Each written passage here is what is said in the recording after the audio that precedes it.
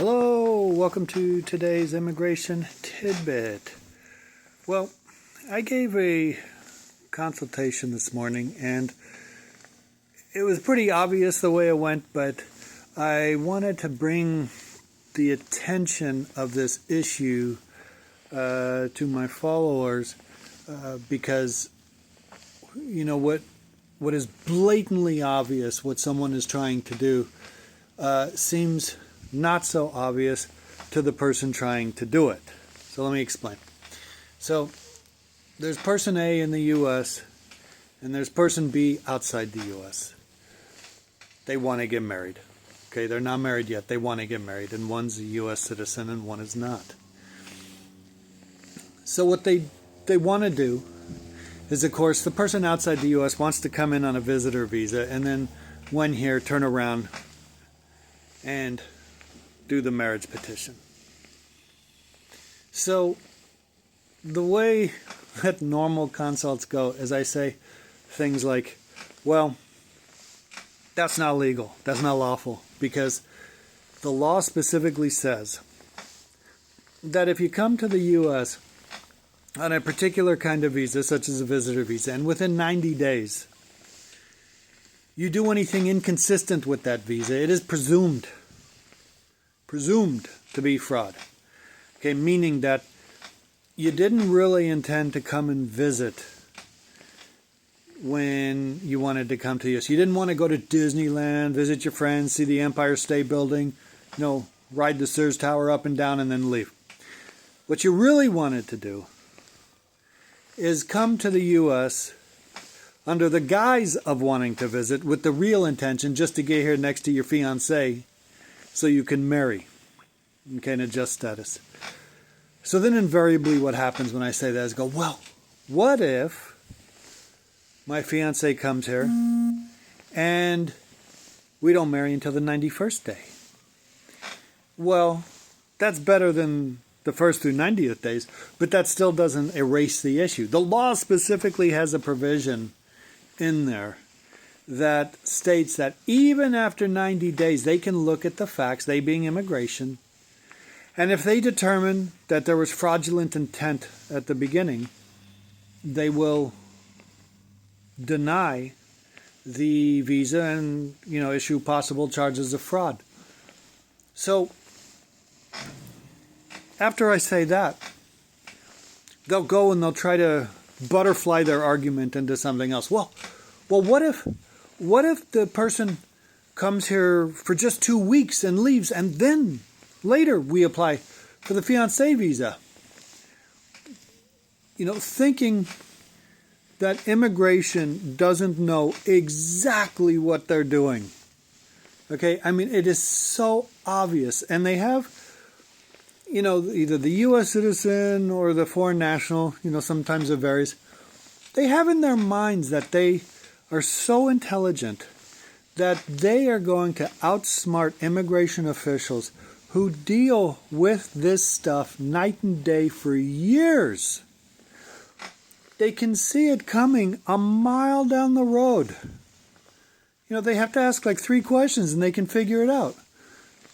Why are you going to the U.S.? When did you meet your girlfriend, your boyfriend? Where are you going to stay? What job do you have when you come back here? What assets do you have? What are your intentions when you're there? Where are you going to visit?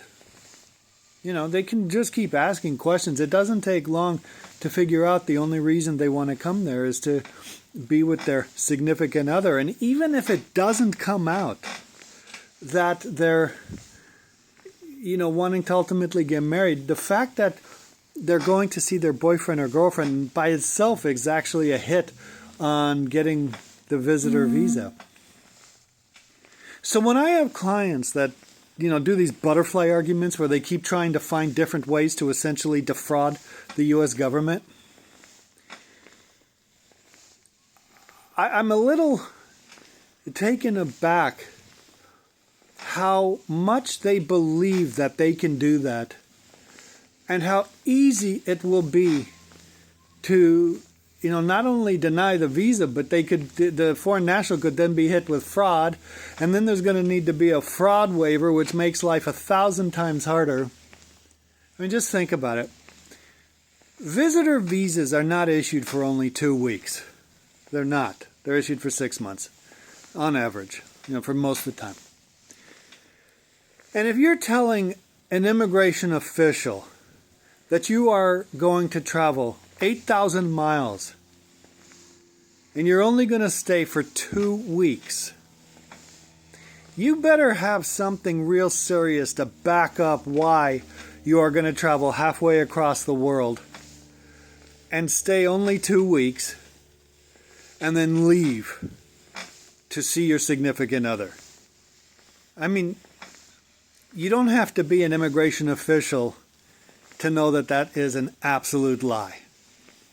To know that that's never going to happen. To know that the only reason you're thinking of that story is to try to get around the 90-day bar, the intent, the non-immigrant versus immigrant intent. Minus the fact that when I have consultations like this, what they're really asking me to do is saying, how can I circumvent the laws? How can I bypass the problem regulations here? What can I do to legally defraud the government? That's what they're really asking me to do, which obviously I cannot do. It's one thing making creative arguments. It's another thing directing someone how to defraud the government. Okay? That's a problem, and that's not legal. So while I understand that fiancés want to get together sooner than later, as younger kids would say, they have to take a chill pill. Okay?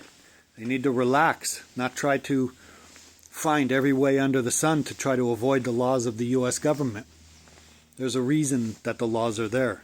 There's policy behind it. Okay? They need to simply do a fiancé visa petition. And I know it takes 9 months to a year. And I know it takes a long time. But these people do not look past their own attempts to try to defraud the government. They don't see what's going to happen when they're caught, which they will be. They don't understand that life is going to be a whole lot harder for a whole lot longer than 9 months to a year. If they would have just done a clean fiancé petition in the beginning without trying to devise plans to try to defraud people who do this night and day. I mean, I don't always say good stuff about immigration officials. If you've seen any of my 1,000 videos, you know that. And actually, it's more than 1,000 videos. Over 15 years, maybe. But marriage fraud, visa fraud, immigration looks at that worse than they do a criminal. Okay, that's just the reality. You don't have to be convicted of anything, not even stealing a piece of gum. And they will look at visa fraud and marriage fraud worse than if you had a conviction and served jail time. That's the reality. So, ultimately, these people who want to shortcut the system, defraud the government, and think they're smarter than everybody at immigration need to take a breath, need to relax, and they need to do it the right way. Okay.